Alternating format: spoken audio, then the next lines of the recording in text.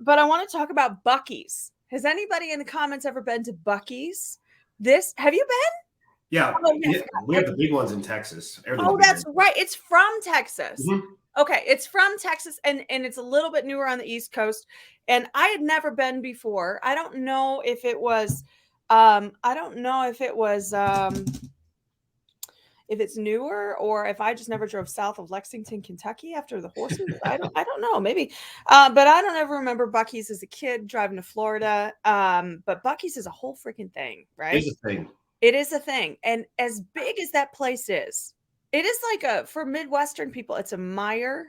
Yeah, that is like also a gas station. The size of a Costco. Yeah, it's like the size of a Costco, but it is a full gas station with like 100 pumps. I mean, I'm no joke, like 100. No joke.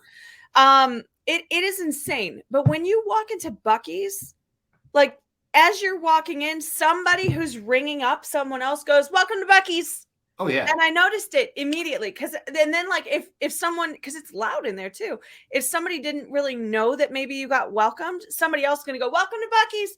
It doesn't matter that they do a lot of times, by the way, have someone standing up front. Do you guys do this? Do you guys obsess over other people's business structures when you walk into their business? Always. I do. Just me? Okay, good. I'm glad other people do too. But I walked in there and I was like, immediately they're welcoming people. And I think I know why, because when you walk into that place, if you've never been there before, it is overwhelming. Yeah. Overwhelming. Now I get it now, because a lot of people are like, I would never stop there, it's too busy. But you instantly walk in there and you go, whoa. Okay, which is the same thing that people do in our academies, by the way. They walk in, they see what's going on in the mats, and mentally they go, whoa. Okay, it's scary, it's weird looking, they don't know what it is, and that's exactly what happens at Buc-ee's. And so what are they trained to do? No matter what they're doing, no matter how many people they're ringing up or how loud it is or whatever, they welcome you. And you immediately go, okay, and you walk in.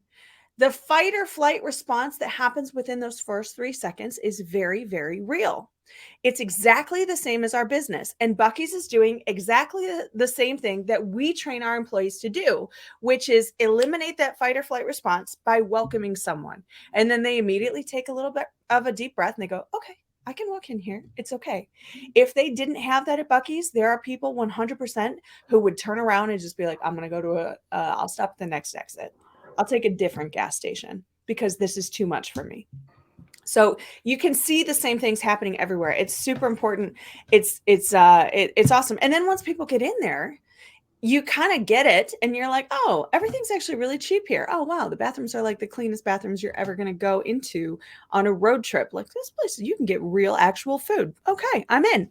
And now I've kind of experienced it. Now I like it. And now I'm championing Buc-ee's on calls and the like. So it totally works. And again, Buc-ee's. This is an incredibly successful thing. It's they pay their people like 6 figures to work in there. The management. They pay a lot. They obviously make a lot. And I always look at it like this. If really successful businesses are doing it, not a bad thing to model after. So we can do Amy's talking about it too. It's like she's brought it up. And one thing too, like we have the old Buc-ee's used to be like the main one was like way down in South Texas. And now there's one literally 8 minutes from my house. It's massive by the racetrack and everything. But when I had the same experience, first time I went I was like, this is amazing. This is crazy. And one of their taglines, and everybody should have this tagline. I mean, not for it, but obviously you should have the cleanest bathrooms in any jiu-jitsu academy in your area. Buc-ee's is one of their things. They're known for the cleanest restrooms on earth. You walk in there, and if you haven't been to one, if you've been to one, you'll agree with me. How many hand sanitizers are in the bathroom? I didn't even know. 50. I mean, it's ridiculous. I mean, it's like every other thing is a hand sanitizer. I'm like, and this is pre-COVID. I mean, they were that on top of everything. So when you go into my gym and Amy's seen it, I used to have 5. Now I have 1, 2, 3. I have 4 hand sanitizers in my gym, strategically spaced out, because I want the parents to walk in and be like, and this is pre-COVID. I had these in before COVID. It was funny because like I had bags of hand sanitizer in the back, and when COVID happened, I was like, I actually made a post one time on Facebook. I had my gi out. Remember it? Yeah. I had it in my gi. I'm like, I got the good, like $1,000 a bag. Because you couldn't get it. And I had bags in the back because I'd buy it in bulk and have it just sitting in the back. But we literally, so parents come in. There's literally one by my front door. I want parents to walk in and the mom sees hand sanitizer. She's like, oh, that's interesting. The other gym smelled like sweaty socks and hadn't been Yeah. cleaned in a month.